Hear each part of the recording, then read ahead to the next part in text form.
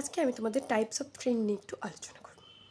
কিছু কিছু বন্ধু কিন্তু হাই এক্সপেন্সিভ, তাদেরকে বলবে চল না একটু রাস্তা ধারে ভাড়ে বসে চা খাই। না, ই বাবা, ভাড়গুলো কীভাবে কী বানিয়েছে, আমি খাবো না। বলবে তাদেরকে একটু চল না একটু চপ তেলে ভাজা খেয়ে আসি, কী হবে। ই মা, ওই তেলগুলো কদিন ধরে ভাজছে করছে, আমি খাবো না। তাদেরকে কোথাও একটু খেতে নিয়ে যাবে, হাত দিয়ে কি খাচ্ছিস, একটু স্পুন দে।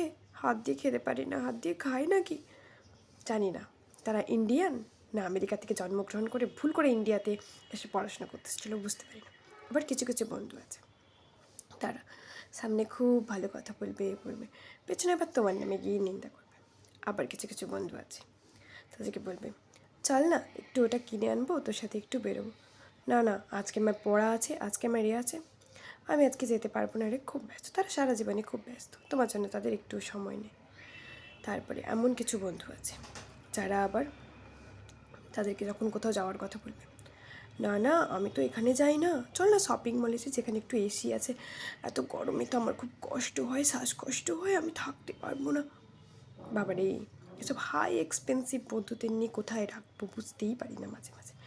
আবার কিছু বন্ধু আছে যারা সারা বছর তোমার সাথে কথা বলবে না, কিন্তু যখন তোমার ভালো কিছু দেখবে বলবে কী রে এটা কী করে করলি, কী করে পেলি, বা এত ভালো, এত সব কিছু হয়ে গেলে একটু বল না, একটু খুঁজতে না। সারা জীবন কিন্তু তোমাকে চেনে না জানে না, তো যখনই তোমার ভালো কিছু হবে সঙ্গে সঙ্গে চলে আসবে। আবার কিছু বন্ধু আছে ফোনা তুলে থাকে সবসময়, একটা কিছু বলতে না বলতেই নাকের উপর রাগ একদম ফসফস করছে তাদের। কিছু করলে না তো জিনিসটা সত্যি নয়, তোমার নামে কেউ কিছু একটা বলে দিল, শুনে রেগে বসে থাকলে তোমার সাথে কিন্তু আর কোনো কথা বলবে না, কোনো যোগাযোগ রাখবে না। তো বিভিন্ন টাইপের বন্ধু আছে, তোমাদের কী কী টাইপের আছে সেটা একটু জানি।